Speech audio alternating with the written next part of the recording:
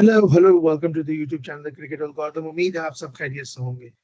तो जी, क्रिकेट का T20 world cup season तो खत्म हो गया, लेकिन अब मुख्तलिफ ममालिक मुख्तलिफ तरह की क्रिकेट खेलेंगे। थोड़े अरसे में IPL शुरू होने वाला है, फिर PSL भी शुरू होने वाला है, लेकिन उस बीच में पाकिस्तान क्रिकेट बोर्ड और बांग्लादेश क्रिकेट बोर्ड ने एक वनडे सीरीज खेलने का फैसला किया, जो कि जल्द ही शुरू होने वाली है वर्ल्ड कप के फौरन बाद।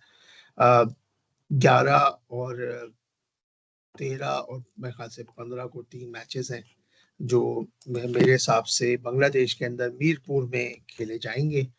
तो उस हिसाब से हम बात करते हैं। जो है, पाकिस्तान की क्रिकेट टीम अनाउंस हो गई है ODI की। पाकिस्तान अब अपने ODI के सफर पे काम करेगा, और वैसे मुझे कोई खास वो नहीं है, क्योंकि जैसे मैं कहता हूँ कि कुछ प्लानिंग नहीं है। कुछ बोर्ड में तब्दीलियां की गई हैं। एक सेलेक्टर ने खुद ही इस्तीफा दे दिया, अलीम डार, और उसकी जगह उन्होंने सरफराज अहमद और मिसबा उल हक को इंक्लूड किया है। मिसबा उल हक जो है वो यस मैन है, Asad Shafiq is yes man, और एक और भी है कोई चीमा शाह, कोई और भी है कि उनके जो है वो एनालिस्ट हैं। बेसिकली उनका कोई वोट नहीं होता, लेकिन वो अपनी राय देते हैं। वो भी इस्लामाबाद यूनाइटेड से ही ताल्लुक रखता है। तो और वो हेड कोच तो आकिब जावेद है, वो पूरा लाहौर कलंदर के बगैर नहीं चलते। तो जब टीम आप देखेंगे तो आप बस लगाएं कि मिसबा उल हक खुद इस्लामाबाद यूनाइटेड के हैं।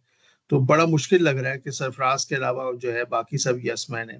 मुझे नहीं पता कि अगर सरफराज भी आगे चल के यस मैन बन जाए, लेकिन ऐसा लगता नहीं है लेकिन हमें थोड़ी अरसे में पता चल जाएगा। उसको अभी अभी दिया गया है 2 दिन पहले चीफ सेलेक्टर का रोल। पहले वो मेंटोर बना था, तो कोशिश कर रहे हैं कि उसको अंदर लाने की टीम के, जो कि अच्छी बात है।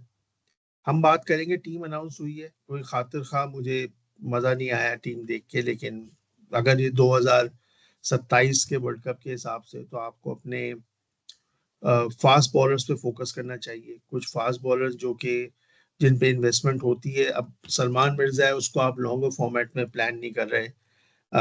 नसीम शाह को आप लॉन्गर फॉर्मेट में प्लान नहीं कर रहे क्या?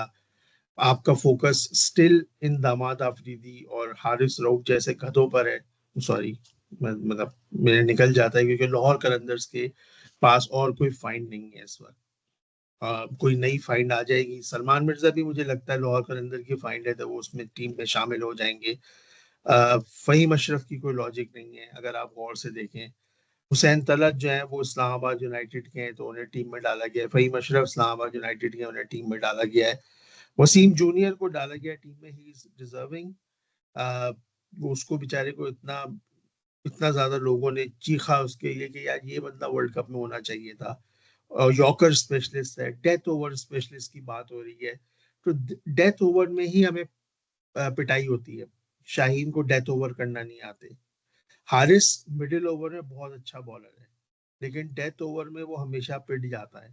तो हमें डेथ ओवर के बॉलर चाहिए, हमें जमान खान चाहिए, हमें मोहम्मद वसीम चाहिए, जो यॉर्कर स्पेशलिस्ट हो।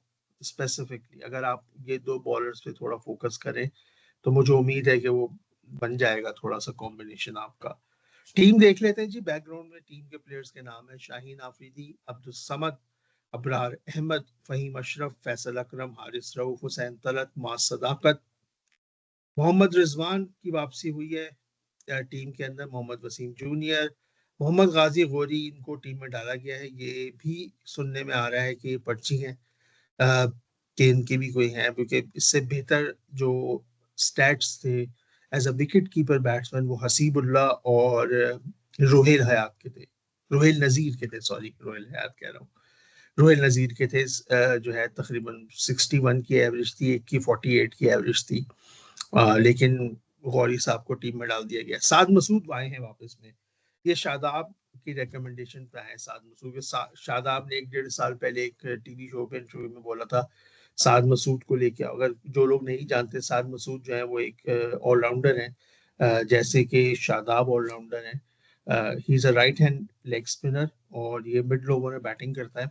अगर आपको याद दिला दूं, इमर्जिंग जो एशिया कप हुआ था हमारा बांग्लादेश से फाइनल, उसके अंदर इस बंदे ने सुपर ओवर फेस किया था। एक तो मास सदाकत गया था, दूसरे एंड से जो है ये गया था बैटिंग करने के लिए, जिसने जो है वो 2 चौके लगा के मैच जितवाया था। तो ही वॉज साद मसूद। साहिबजादा फरहान आए हैं, Salman Ali Agha, he is good in one day format. Shumail Hussain को डाला गया है, जो कि रिपोर्टर तलत हुसैन के साहबजादे हैं। इनके बारे में भी काफी बातें हो रही हैं, लेकिन इनके स्टैट्स मैंने सुना है अच्छे हैं, लेकिन इनका फर्स्ट क्लास का कोई एक्सपोजर नहीं है।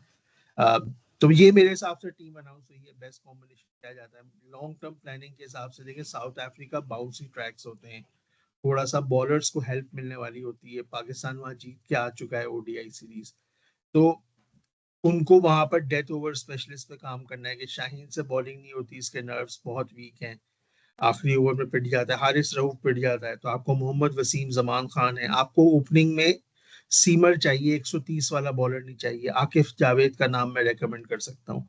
वहां स्विंग पे काम करना है तो सलमान मिर्जा मौजूद है। तो ये 4 5 6 बॉलर्स का आपको एक बैच रखना पड़ेगा, और उसको कॉम्बिनेट, और नसीम शाह को भी, मैं नसीम शाह को मैं राइट ऑफ नहीं कर रहा। अगर उसकी फिटनेस है, उसको डोमेस्टिक खिलाए 6 महीने, और 6 महीने बाद वापस बुलाएं उसको, तो मेरे हिसाब से अगर ये प्लेयर्स बॉलिंग कॉम्बिनेशन के हिसाब से चल रहे हैं तो सही रहेगा। साथ में सुफियान मुकीम कहाँ है कुछ पता नहीं, अबरार के साथ सुफियान मुकीम है, फैसल अकरम को डाल रहे हैं, क्योंकि बाद में आपने नवाज शादाब को इन करने के लिए आपने फैसल अकरम की परफॉर्मेंस है।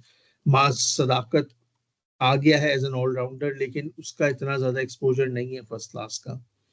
रेड बॉल क्रिकेट खिलाएंगे तो ये लड़के अच्छा करेंगे, डायरेक्ट वनडे में डाल दिया आपने।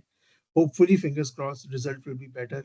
साद मसूद को लाए गए हैं, क्योंकि ये सारे वो प्लेयर्स हैं जो कि अभी 6 महीने आपको नजर आएंगे, और फिर सडनली आप बोलेंगे यार हमारे पास तो अच्छा बैकअप ही नहीं है, ये प्लेयर नहीं थे, लाओ शादाब, नवाज और इन सबको भर लो टीम के अंदर। तो लॉन्ग टर्म यही चीजें जो होती हैं, दूसरे मुल्क लोग मुझे बोलते हैं कि कंपैरेटिवली जो इंडिया बात कर रहे हैं, इंडिया जो है वो लॉन्ग टर्म सोचता है। 2024 के वर्ल्ड कप के बाद अच्छे अच्छों को निकाला जा सकता था, लेकिन रोहित विराट ने छोड़ दिया। उन्होंने बोला ठीक है कोई बात नहीं, हम अगला प्लान तैयार करेंगे। उन्होंने शिवम दुबे ने तिलक वर्मा पे फोकस करना शुरू कर दिया।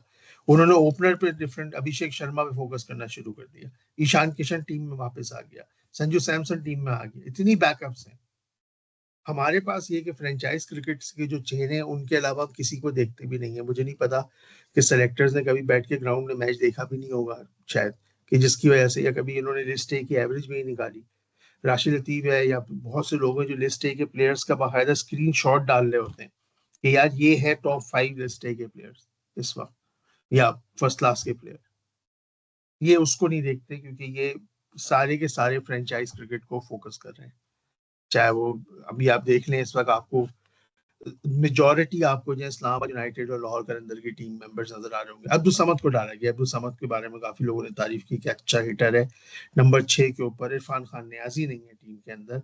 ऐसे प्लेयर्स को लाके टीम में डालो और उनको ग्रूम कराओ। ये कप्तान जिसको आपने रखा, उसे खुद बॉलिंग का तजुर्बा नहीं है, उसको 2 छक्के पड़ जाते हैं, उसे ये नहीं समझ आता कि मैं क्या, वो कैसे कप्तानी करेगा। कप्तान वो होता है जो प्रेशर हैंडल करना जानता हो यहाँ पर। तो that is the thing. But matches शुरू होने जा रहे हैं जनाब। आज है तकरीबन 9 मार्च, यस, टुडे इज 9 मार्च। तो बुध के दिन पहला मैच है। देखते हैं मीरपुर के अंदर क्या कंडीशंस रहती हैं। बांग्लादेश को राइट ऑफ नहीं किया जा सकता, क्योंकि वो 1 महीने से आराम कर रहे हैं। वर्ल्ड कप के लिए उनके साथ एक जो है काफी खराब इंसिडेंट हो गया, जिसकी वजह से वो नहीं खेल सके ड्यू टू पॉलिटिकल ग्राउंड्स। लेकिन वो तैयार है। उन्होंने अपना वहाँ पे इंटरनल एक इंडोर टूर्नामेंट ऑर्गेनाइज किया था टीम्स के साथ, और वो भी वहाँ पे कंप्लीट हुआ है उसके बाद। और उनको उनके ग्राउंड में कोई नहीं हरा सकता। Excuse me. तो देखते हैं, 11 तारीख को मैच होगा, उसके बाद हम बात करेंगे। तब तक के लिए अपना ख्याल रखें। बाय।